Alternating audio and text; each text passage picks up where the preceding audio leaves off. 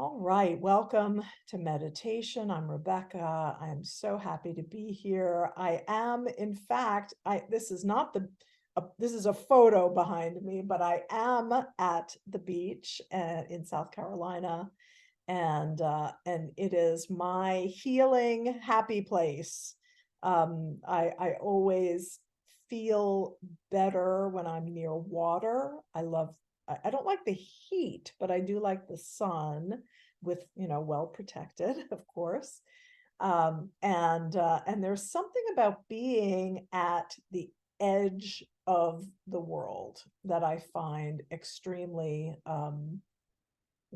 it's humbling and awe-inspiring, right? The majesty just makes you aware of that there's something greater, whatever, however you interpret that, that there is that the world is big and beautiful. All right. So we all in this group, we all know that receiving a cancer diagnosis can take your breath away. And meditation, specifically the power of the breath and the power of being present again and again, coming back again and again, brings a little more grounding, brings the breath back. And we know that breath is energy, the energy to live each day fully, to strengthen the body and the mind, to be fully present in our lives, with our loved ones, in our community, doing our work, what we love. A meditation practice is about staying in the present moment, developing our inner resources and inner strengths, and increasing our capacity to tolerate distress. So how does meditation help with feelings of overwhelm and powerlessness that this whirlwind of diagnosis and treatment brings? By giving us back our groundedness, our connection to the earth, to nature, to something perhaps bigger than ourselves, and our return to ourselves, allowing ourselves to be present. So the kind of meditation that I practice, and also most of what I offer here through class, is called insight meditation. And in insight meditation, we sit or we lie down, we get quiet, and we focus on something that becomes our sacred center. It's something that brings us back to the present again and again and again. And for some people, that's the breath, the sensation of breath in and out of the body. For other people, it's other kinds of sensation, like tactile sensation. It might be a sound that you hear. It might be something that you're looking at. And as thoughts and emotions come up, there is no such thing as clearing your mind. What we're trying to do is be aware when these thoughts and emotions are taking us off track and taking us away from our lives in the moment. Of course, life only happens here in this moment. The past is gone, the future is not here yet. Life happens right now, right here. So as the thoughts and emotions come up, and they will, we notice them. That's the first thing, is to notice, aha, my brain is thinking, my heart is feeling, I'm not in this moment. We notice, and we might even identify the thought or the feeling. Oh, I feel sad. Oh, I feel elated. Oh, I'm thinking about my treatment. I'm thinking about my shopping list, whatever it is. We try not to get caught up in the story, because the story will take us away from the here and now. We try not to go down the rabbit hole. And we do that without judgment and with great compassion. So as we sit or lie down and breathe and notice, we create some space between our thoughts and feelings and the self that notices those thoughts and feelings. We sometimes call that the witness, that we can notice our thoughts. We are not our thoughts. We are not our feelings. We are the feeler and the thinker, right? Then we can return our attention to the breath or whatever you're using as your sacred center. In the Yoga Sutras, an ancient text, it explains that we have an underlying state of health and happiness that is unchanging despite our circumstances. Mindfulness, meditation, allows us to peel back those layers to recognize our innate wholeness of indestructible well-being and therefore ease our suffering. People who meditate regularly aren't free from intruding thoughts and feelings of distraction or despair. They've just cleared a path to notice and recognize what's coming up without getting caught up. And they walk the path in some way or another daily. One of my favorite people to read is an author named Rabbi Shefa Gold. And she says that our awareness of our spark of life gives us the power to stand courageously between life and death and to embody the yearnings of the heart for the good of all. In overcoming our powerlessness and paralysis, excuse me, we receive the blessing of wholeness, of peace. When our inner guidance and yearnings are connected with our outer actions, we can breathe a sigh of relief, ending the plague of powerlessness, hypocrisy, ambivalence, and complicity. Opening to this awareness, we receive the benefits of shalom, which means both peace and wholeness. So let us drop into practice with this thought in mind, that we are innately whole and that we go through this practice of coming back to sacred center in order to remind ourselves that we are whole. So begin by taking your meditative posture, whether you're sitting up well supported or lying down, in a space where you can extend your spine, lengthen your spine, and be relaxed but awake. Begin to notice your surroundings, what is around you in your space. Maybe you notice colors or patterns, textures. Maybe you are aware of the light, the temperature of your room. Maybe there's some air blowing on you or near you. What are the sounds that you hear in your space beyond the sound of my voice? And then begin to turn your attention more deeply inward to the feeling of breath as it moves in and out of your body. Just noticing without changing anything.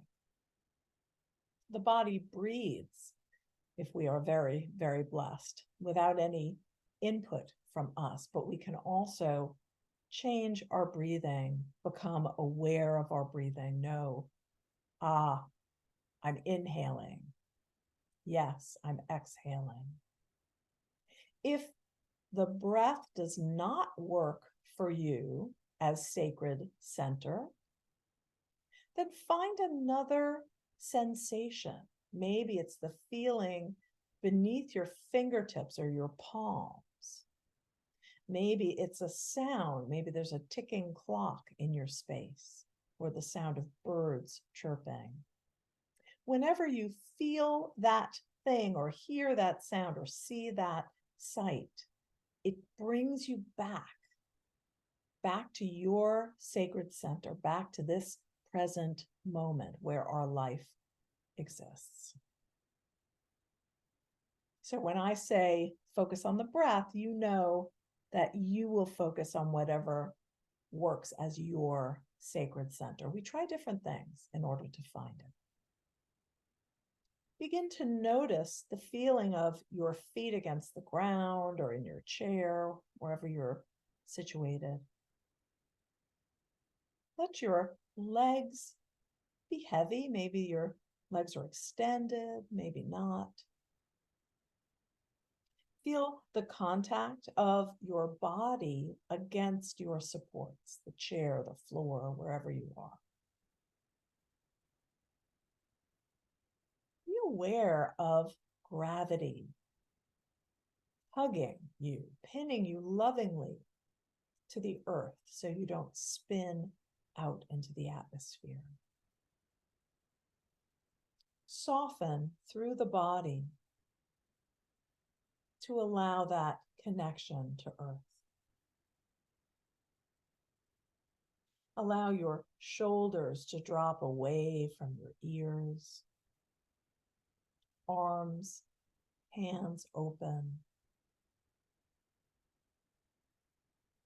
Bring your attention to your middle body, allowing the breath to flow easily in and out.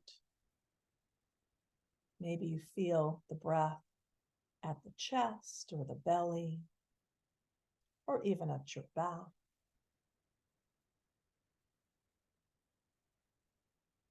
Soften through your neck and shoulders, your jaw, your mouth,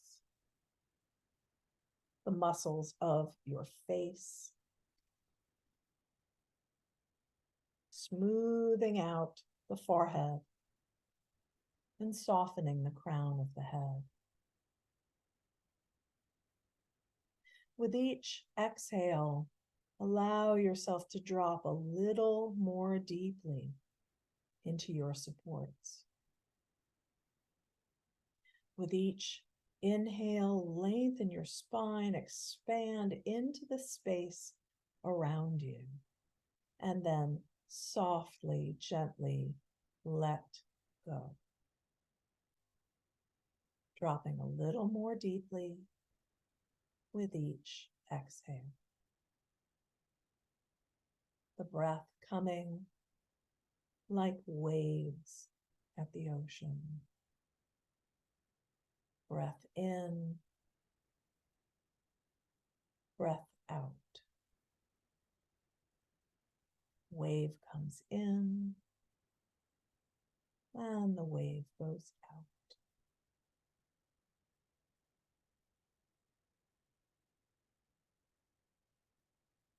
As thoughts, emotions, sensations distract you, just notice with great compassion, without judgment, and allow yourself to come back to your sacred center again and again. We'll come into a period of quiet for the next little while.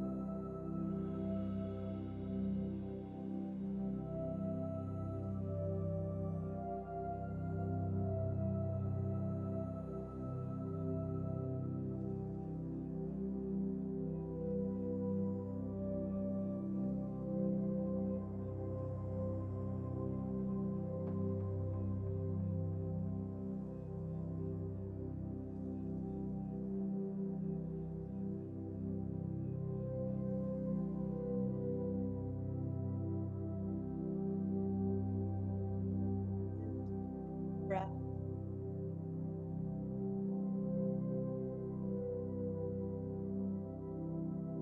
Bringing small movements into hands and feet,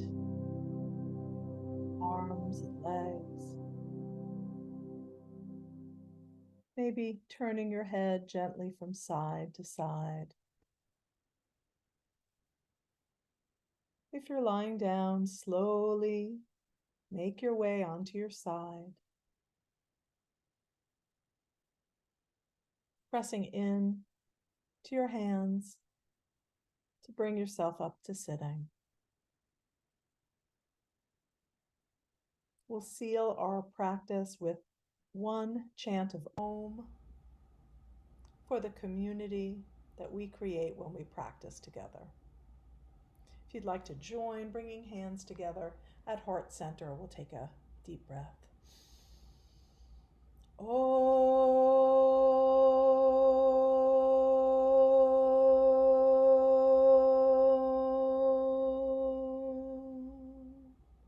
Om Shanti, peace, peace, peace.